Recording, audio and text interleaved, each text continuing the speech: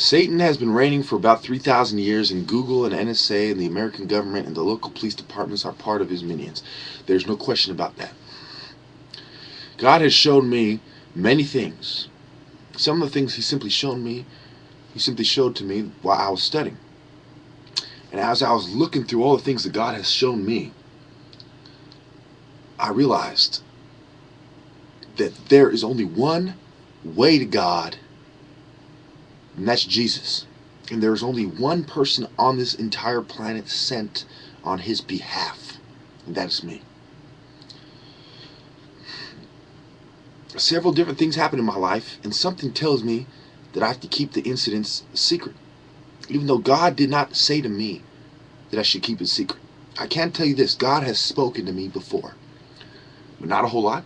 Didn't say a whole much. Didn't say a lot, and most of the speaking he does now is in my mind, and it's not like what a schizophrenic or somebody who they claim has a disorder would describe. Is actually a voice that I know is not coming from outside. It's coming from inside, and there's no clarity to it. It's like your conscience almost. That feeling you get when you say, don't do this. So for that feeling I get, my conscience is directly connected to God and tells me what I should do on behalf of God, not just some kind of principle of right or wrong. Maybe all our consciences are connected to God, but mine, strong connection, maybe strengthened through Kung Fu. But what I know is everything I've done to come closer to God has been written already. I am part of the Word of God. I am a messenger from God. The light beam sent by God includes me. I saw Ra in a light beam. I saw Heru in a beam of light that reflected off a window. I saw many symbols and signs, and I know that I am chosen by God and that there was nothing wrong with my brain. So now comes the time when we divide. Many of my family have already divided against me, as it was written, and no prophet shall be recognized in his own hometown. Many of my neighbors who are white trash, who didn't make it past high school, have already denied the Egyptians were black, have already denied that I am the prophet of God, and do not want to admit that Moses took a Cushite wife, much less do they want to admit that Abraham took Hagar. They do not want to admit that the Ishmaelites exist. They do not want to admit that the tribe of Judah became blacker than it originally was. The tribe of Judah started off as people who looked very much like me, but slightly lighter. And as they mixed in with the Igbos, they became extremely dark. And as my dad came to America and married the Germanic bloodline, I got both sides, the good and evil. I became a sort of gray warden, so to speak. I was injected with both sides. The white devil, Germanic cults on the right, on the left foot forward, the Nubians, the Jewish, the Naphtali, and Gad. It's important to notice that when Naphtali was angry at Reuben and didn't want to take his sides because he was attempting to fuck his mother Bilhah. So, my ancestors are one, a guy who was angry at Reuben for a good reason. Two, the guy who saved the life of Joseph. Benjamin, a baby born out of happiness, was Joseph's little brother. Now, before I even read the Bible, I knew God. Before I knew Jesus, I knew God. Before I understood the deeper implications of Jesus, I knew God. And it could have something to do with my baptism in a Catholic church. And it would be a couple of years after my baptism, 3 or 4 years after my baptism, that I would start seeing evidence that God is there and I would hear his voice. So it could have something to do with baptism. It could. Maybe that's why Jesus himself insisted on being baptized. I don't know. But what I do know is God has chosen me, and now is the time when I bring the sword.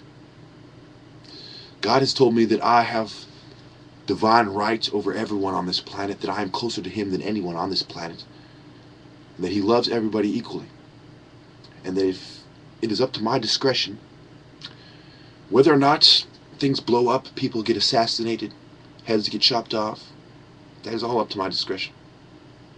God has shown me that I am the one, that he has given me divine insight, That's why I outsmarted all the shrinks. That's why before it came out that 1 in 10 doctors lying, I spent hundreds of videos telling you that they're lying. That's why before it came out that there were steroids in the recalls on the FDA site, I brought it to your attention that doctors and pharmaceutical companies are colluding to bring in mind control and make profit. It's war profiteering. War profiteering on the battlefront and our foreign abroad and our military bases abroad. War profiteering on the biological front, the biological warfare brought in by Hitler and Margaret Sanger and Planned Parenthood, etc. And it came out how Planned Parenthood is trying to usurp the other companies and trying to get their agenda across by pushing out the other CEOs and absorbing the other companies into their Planned Parenthood umbrella, which used to be the American Eugenics Society. We're talking about scum here. Cass Canfield, Eugene Fisher, Francis Galton. Constantly his name is misspelled, but it's actually Francis Galton. Now, you need to understand that it is not my ability to repeat history that is what God chose. It is my ability to discern through the bullshit. I've met many people who had degrees.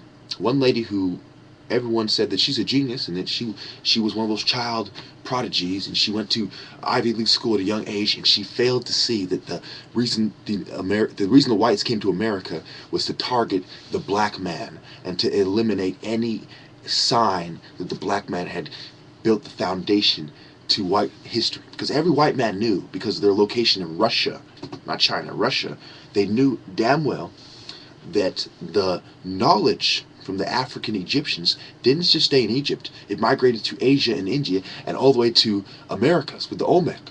Okay, during the 25th dynasty, the Olmecs arrived in America. Why? Because they were part of the Egyptian Nubian Empire. That's why they have Negroid features. That's why their statues resemble the Nubian statues.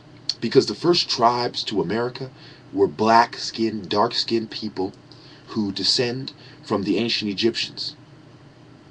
And then after that, you had the waves of the Mongoloids. Let me explain this to you. The first people to leave Europe, to leave Africa on an expedition around the world, were Africans.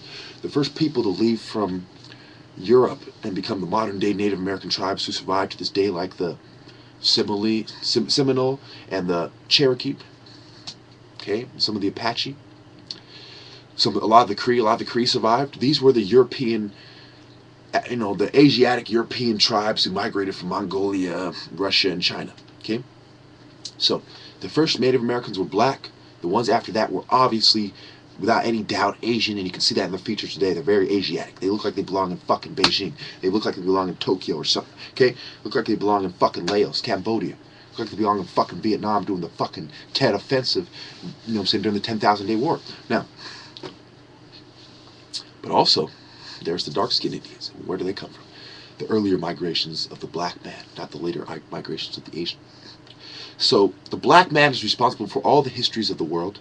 I've had people who have many degrees. My aunt has 3 degrees, and she's not even a fraction of my intelligence. She's the stupidest adult in my family, and she probably has the most degrees. I'm not sure. So that doesn't mean anything. Bill Gates dropped out of college. That doesn't mean anything. Okay?